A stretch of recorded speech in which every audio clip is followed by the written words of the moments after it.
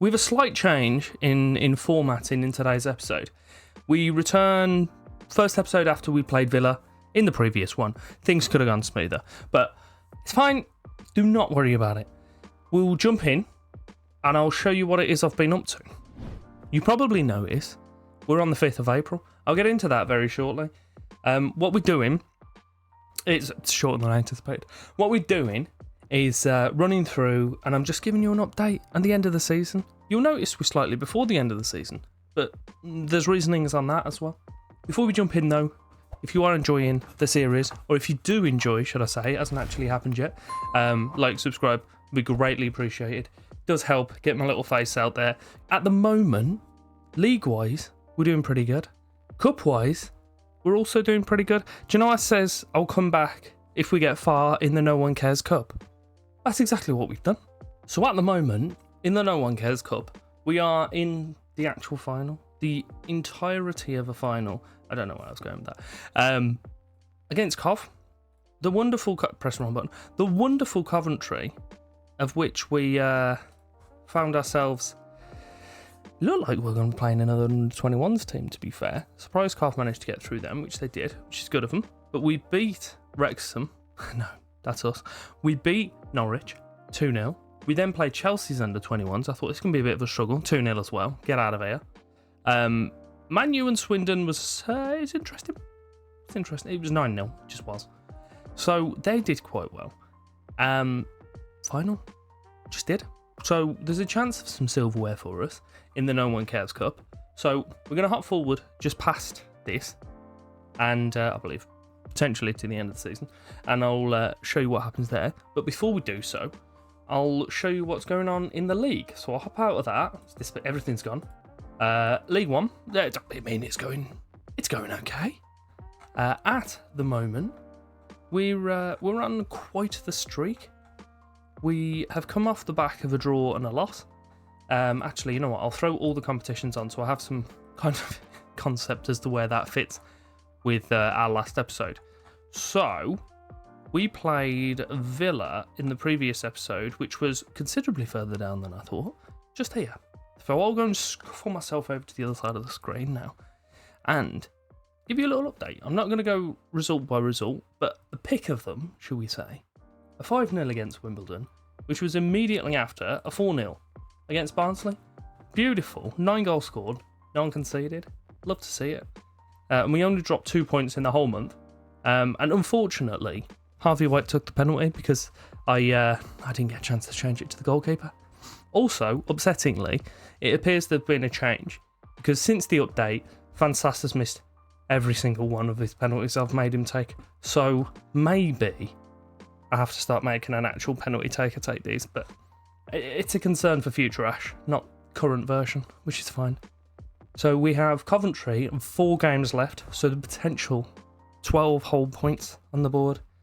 Also a potential that we can secure promotion in our next 2 games. We're doing splendidly. As it stands, we've got 2nd, 3rd and 4th, all a point away from one another, and then we are 8 points ahead of 2nd. As I said, 4 games left, 12 points on the board, so all we need to do is pick up a win in our next one, and then it's not guaranteed, but there's a potential. So we'll jump forward. Do you know what we're going to jump forward to? We're going to jump forward to the end of the season. So hopping back to the one that's a little more obvious. League-wise, we did get promoted. Not only did we get promoted, bloody champions, mate. 8 points difference. Happy days. Wigan dropped off a little bit from the other 2, but it was in those 2 games. It was before the 3rd one that we had to play that we can confirmed, not convinced. We didn't convince ourselves that we're champions. We confirmed it. Sims finished 2nd, equal top scorer. So that's not too bad of a turnaround for him. We do see ourselves in the championship next season. How wonderful, how exciting. We're going to be joined by Oxford and, spoilers, Wigan. So we'll see what we can get up to there. I'll hop up to the championship itself and see who's swapping places with us. So it's Blackpool, Portsmouth, Burton. Doesn't mean much to us. We do have Brighton, Stoke and another team leaving. I can't remember who that one is. Didn't look. got to be honest. And joining us in the Championship, we've got Middlesbrough as the only confirmed team. I believe Southampton and Norwich were the other two, if my memory serves me correctly, but relying on my memory it's never a good thing. Well, do you know what we should do? Do you know what? Let's have a little look at what we got up to in the actual cup game. The silverware, the second/first bit of silverware we potentially might win. So as it's a one-off game, we're going to watch the goals, we're going to watch the highlights, and I might even have had the kind of mental finesse to cut out the score so you don't actually know what it is. Our time scoring nice and early for us, which I was pretty pleased about. It was cancelled out almost immediately by Kabongo.